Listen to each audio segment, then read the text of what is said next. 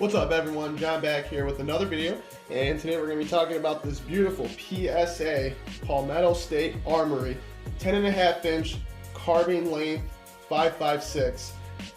So I wanted to make a video in regards to the overall operations of it, the overall quality of it, what my thoughts and opinions are on it, and I thought it'd be a pretty cool video to make just because I gotta say I'm super impressed with this PSA.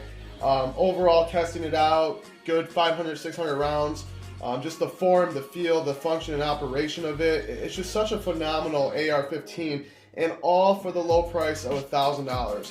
So going into the $1,000 price point range, there's not much out there that's gonna be of high quality. You're gonna get like decent guns, but you're not gonna get anything that's like super high quality like PSA is. And it's just kind of amazing because the more I do history and I look back into the overall evolution of PSA over the last 5 to 7 years, they've come a really long way. I mean, it's been all the way down to the point where people hated these things. They said they were made very poorly. They said their quality check was awful, and they just weren't a good brand for a very long time. Then you fast forward, 5, 6, 7 years later, and now they're one of the most sought after AR-15s, one of the highest brands out there for the entry-level budget AR-15 guns. And I did purchase this guy probably about 2-3 weeks ago, and all in all I paid about $1,000 for it, which in today's day and age that's actually not a bad price at all. Considering that most ARs now are going into $1,000 to $1,200, and that's for like a cheap one, not even for a good name brand AR-15.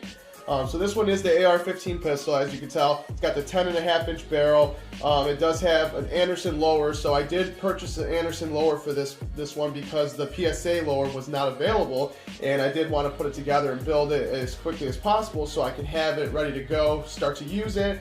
And Anderson was the only company I could find that was comparable to PSA that had a lower available. But aside from that, everything else is PSA. The stock's PSA, obviously the barrel's PSA. It comes the way you see it, outside of the light, obviously the red dot, and obviously the laser. Everything else comes as you see it, and it's about $1,000. And if you actually get it on their website, they have it listed for $950, but with tax and everything else, it's just a little bit over $1,000. So just to go over the specs real quick, we are running, like I said, 10.5 inch barrel. It is carbine length. It's a barrel profile of A2 with a 4150V chrome moly steel, which is a pretty good steel. It does have a nitrate finish, which is also nice. Corrosion resistance. It does have a good strength to it. It does last a very long time. Shouldn't have any issues with the barrel that comes on this thing. As far as that, it is a 1.5 by 28 muzzle thread, obviously chambered in 5.56 NATO. It does have a 1.7 inch twist on the barrel, so that's pretty much your standard twist in AR-15 pistol, especially the size of this one. Outside of that, it does come with a flash can, which is pretty cool. It actually looks pretty cool too. Obviously, I know the function of it is it's designed to blow the gases and everything outward, so it doesn't come back to you. So that's nice if that's what you want, something like that on the end of your barrel. But in my opinion, I think it's more for looks than anything. And if you look at their website, it does say it's a enhancer, basically like a style enhancer. So that pretty much tells me that it's just all looks, but it does work a little bit, I'm not gonna lie. You're not shooting this guy and freaking sparks are flying out to the side, hitting people in the range right next to you like most AR-15s do. So it actually does work pretty well. Outside of that, you do have your typical Forge 7075 T6 aluminum, receivers A3, and then it does have a PSA 12-inch slant and lightweight M-LOK system, which is a cool system. PSA does a phenomenal job with that. Outside of that, everything else is T6 775 aluminum, hard anodized aluminum, of course. And then we are running the Magpul 30-round mag on here, which is perfect for pretty much any AR-15 out there. You're gonna get a Magpul mag that you want to use in it. This one, like I said, it did not come obviously with the red dot, the laser, the light. I did add all that on there after the fact. So I just wanted to kind of do a quick overview and specifications and all that good stuff. So let's go ahead and get this off the table so I can kind of give you a closer look. So this is the flash can I was referring to, as you can tell. looks pretty sweet. It's actually a really cool looking flash can. Doesn't, like I said, have much operation to it outside of the fact that it literally is designed to blow all the gas and debris outward and not so close to you, because this is a 10.5-inch barrel, which is really short, as you can tell. So this is close to you. So when you're holding this thing, it's really close to you. So on the left side of the firearm, I do have a green dot right here, as you can tell. Pretty cool green dot. It does have the sight right here to where you can get the windage and elevation and everything sighted in. Works pretty nice. I got this off of Amazon for I think about 89 bucks, so $90. Not a bad price. I am running the Crossfire red dot, as you can tell. Try to get a close-up of that.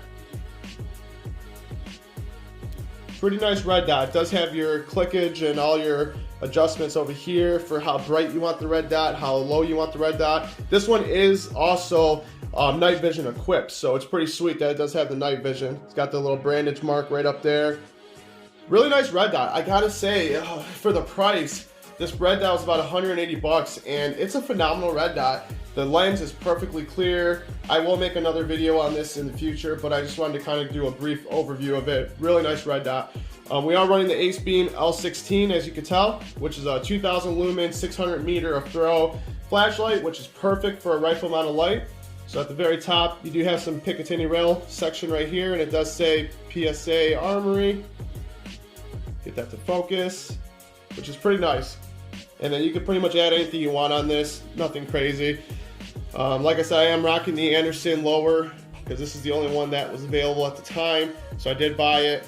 Stock trigger, stock everything other than the grip. This is a upgraded grip, as you can tell. It's got the nice rough texture on there, so it's very easy to grip. It doesn't have anything at the bottom, so it doesn't have like a private little compartment like most grips do. This one didn't come with that. But that's a grip that's made by B5 Systems. Really nice system. Obviously, you can tell I got my laser pressure pad at the back right here.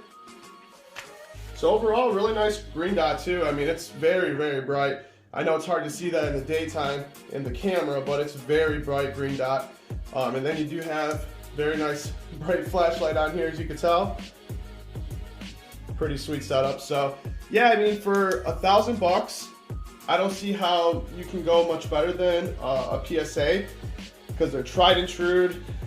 Also, we got your safe selector right here, safe fire, so up and down, nothing crazy there. Mag release is on the right side. It's not ambidextrous, but pretty nice mag release system, as you can see. Operates nice. But yeah, I mean, outside of that, it's a really nice AR-15. That always happens where you gotta really smack it in there. But yeah, I love it. I wanted to make a video on it, just kind of doing a quick overview. Quality, form, fit is just phenomenal. And I love this handguard rail. I think it's one of the sweetest looking handguard rails on the market when it comes to AR-15s. You know, the only downside to it is there's not much you can put on it because of this handguard style.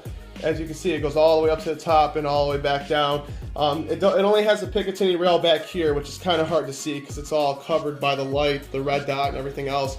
But the Picatinny rail back here starts about right here, and then it goes to about back here. So don't have a lot of area to mount stuff to, which I don't know if that's a problem. Then you might want to look at that, because this is how the handguard's set up on here. It only has 2 spots that you can actually mount to.